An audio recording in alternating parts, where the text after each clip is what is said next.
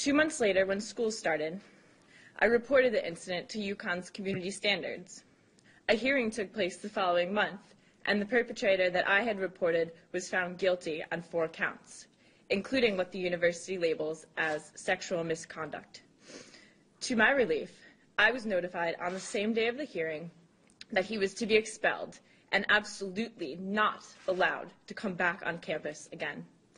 Though I was emotionally and mentally exhausted, I felt that this was a victory and that I could finally go back to my life as a student. Then, 2 weeks later, I was eating in a dining hall when the perpetrator sat down next to me and threateningly grazed my elbow in an act of obvious defiance.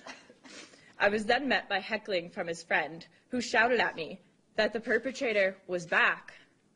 Unaware of what was going on and feeling like I was in a nightmare, I fled the scene to the UConn police.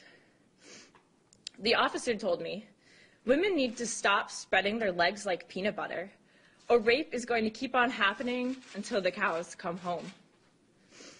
Shocked, I left, feeling confused, violated, traumatized, and vulnerable.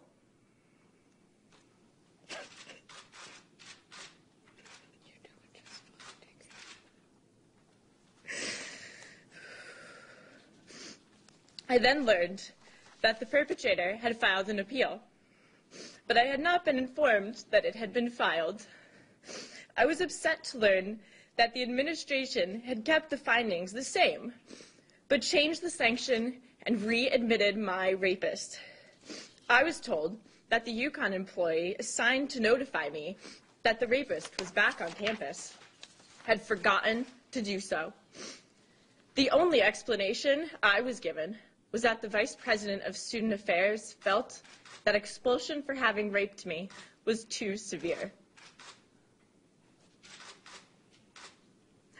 My GPA dropped from a 3.6 to 2.8.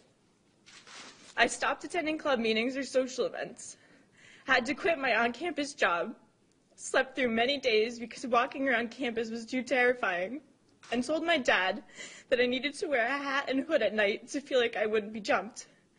Because the university granted the rapist readmission to campus, I spent almost 2 years on the same campus as the perpetrator.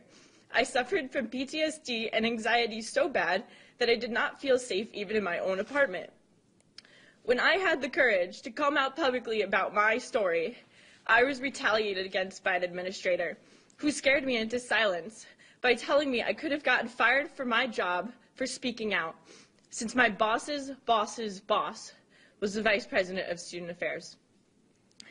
In my experience, UConn breeds a hostile environment, and I do not want other women to endure what I went through as a result of the university's non-compliance with Title IX.